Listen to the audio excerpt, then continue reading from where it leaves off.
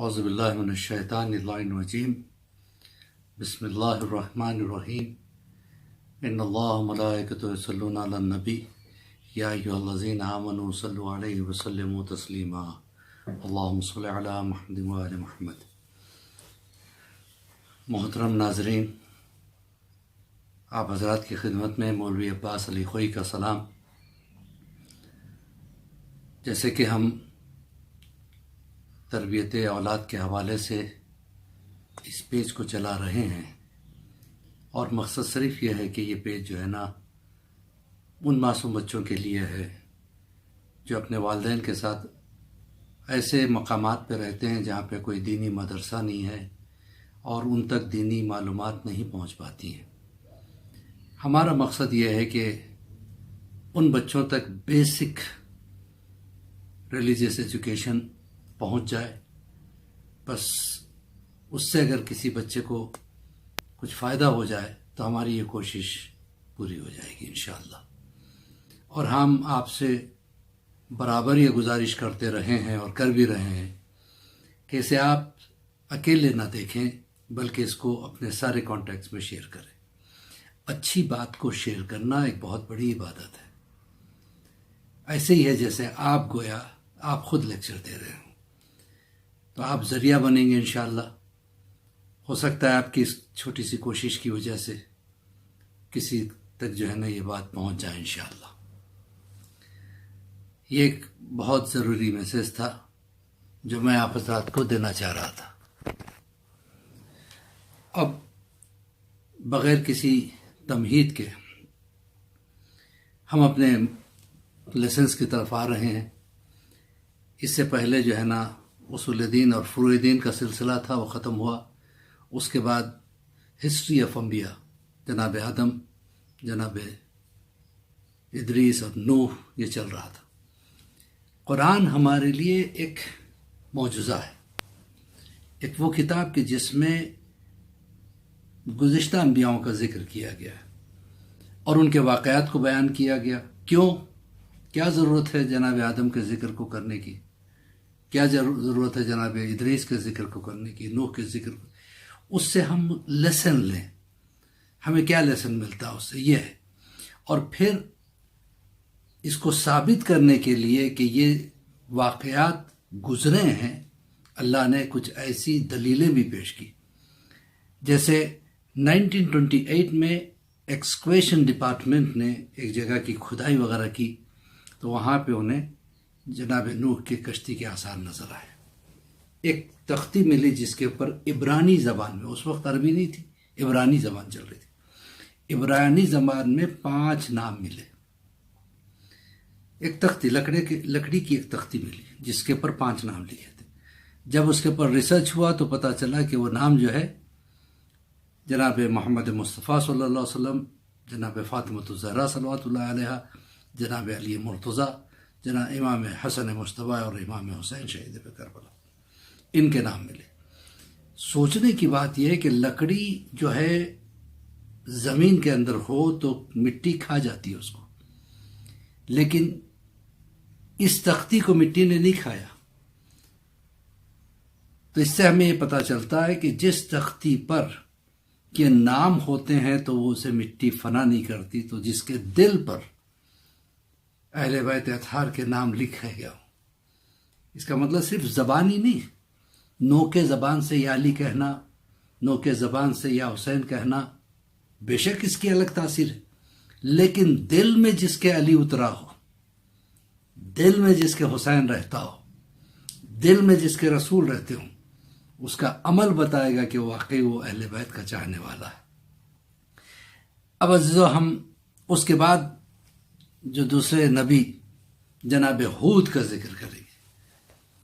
جناب ہود جو ہے نا قوم عاد کی طرف آئے تھے۔ یہ قوم عاد قوم تھی، یہ وہ قوم تھی جسے اللہ نے بے پناہ طاقت دی تھی، اور ان کی ہائٹس بہت ہوا کرتی تھی، پہاڑوں کی طرح لمبے تڑانگے اور چوڑے سینے والے اور بہت مضبوط بدن والے۔ کوئی جانور ایسا نہیں ہوتا جو انہیں شکست دے سکتا ہو۔ یعنی آج جیسے انسان کمزور ہے، ہاتھی اٹھا کے پھینک دے، سمجھے شیر اس کو چیر دے، لیکن ان کو نہ ہاتھی کچھ کر پاتے تھے نہ شیر کچھ کر پاتے تھے، یعنی اس قدر طاقتور کہ اگر وہ پتھر کے پر اپنا پیر مارتے تھے تو گھٹنوں تک اس میں دھس جاتے تھے، چٹانوں کو اپنے پیر سے پاش پاش کر دیتے تھے، اور بلا کی طاقت ان کے ہاتھوں میں ہوتی تھی، بلا کی طاقت ان کے جسم میں ہوا کرتی تھی۔ تو یہ جو قوم تھی، طاقت اللہ نے دی تھی تو یہ مغرور ہو گئے تھے، اتنا غرور، اتنا تکبر کہ پہاڑوں کے چٹانوں پر اگر یہ گھوسا مارتے تو چٹان چکنا چور ہو جاتے، تو اپنے طاقت کی وجہ سے دوسرے قوموں پر حاوی ہونا شروع کر دی، ظلم کرنا شروع کیا، لوگوں کی زمینوں کو ہڑپنا شروع کیا، یتیموں کو ستانا شروع کیا، غریبوں کو جو ہے نا ستانا شروع کیا۔ اللہ نے جناب ہود کو ان کی طرف بھیجا۔ اچھا، قوم عاد جو ہے جناب ہود کے دادا عاد بن اوس ان کا نام تھا، ان کے نام سے منسوب، یعنی ان کی اولاد تھی۔ تو یہ جو ہے بے پناہ انہیں غرور تھا، اللہ کو غرور پسند نہیں، اللہ کو میں پسند نہیں، یاد رکھیے گا۔ جس شخص میں میں آ جائے، میں وہ ہوں، میں یہ ہوں، اللہ اس کی میں کو ختم کر دیتا ہے۔ جناب سلیمان نے کہا تھا کہ میں اس وقت اپنے حکومت کو دیکھنے کے لیے چھت پہ جا رہا ہوں، ٹیرس پہ جا رہا ہوں، کوئی مجھے ڈسٹرب نہ کرے۔ اللہ نے ملک الموت کو بھیجا، وہ آ کے کہنے لگے کہ سلام کیا، انہوں نے کہا کہ تم کون ہو؟ کیا تمہیں پتہ نہیں میں نے حکم دیا تھا کہ کوئی مجھے ڈسٹرب نہ کرے؟ تو ایک مرتبہ آنے والے نے کہا کہ مجھے جب آنا ہوتا ہے مجھے کسی کی اجازت کی ضرورت نہیں ہے، میں آپ کے حکم کا پابند نہیں ہوں۔ اللہ اکبر! تو یہ پہچان گئے، تب تو تم ملک الموت ہی ہو سکتے ہو۔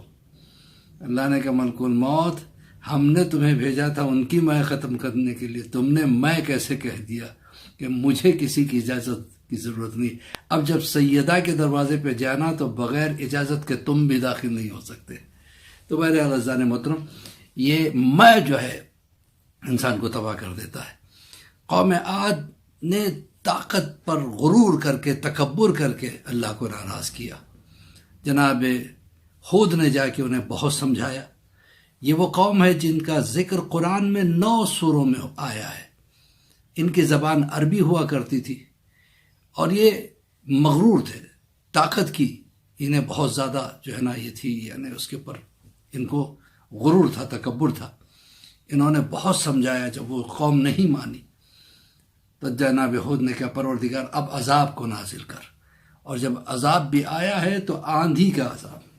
ہوا انسان کو کبھی اڑا نہیں سکتی، ہم جیسے کمزور انسانوں کو ہوا نہیں اڑاتی، تو سوچو وہ پہاڑوں جیسی ان کی ہستیاں تھیں، ان کے جسم بڑے قوی تھے، طاقتور تھے، لیکن اللہ نے ہوا سے انہیں شکست دی۔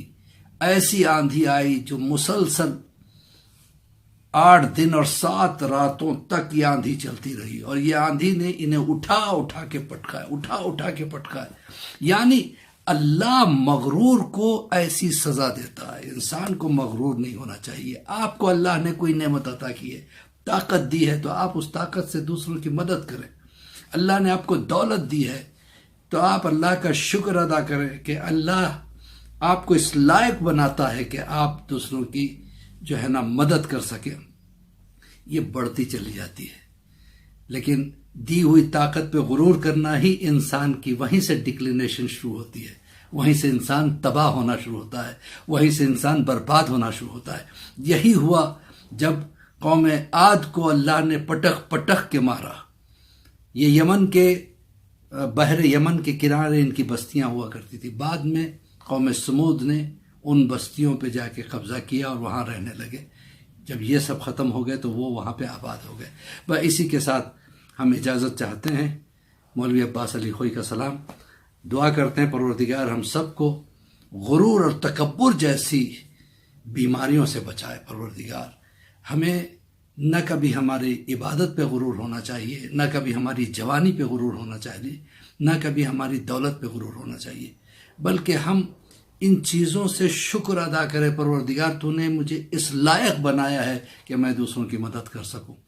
میں اسی کے ساتھ جو ہے نا دعا گو ہوں کہ ہمیں اللہ توفیق دے کہ زیادہ سے زیادہ عبادت کر سکے اور ہمارے گناہوں کو معاف کرے پروردگار، ہمارے اعمال کو قبول کرے، ہمیں امام زمانہ کا سچا سپاہی بنا دے۔ فقط والسلام ورحمۃ اللہ وبرکاتہ۔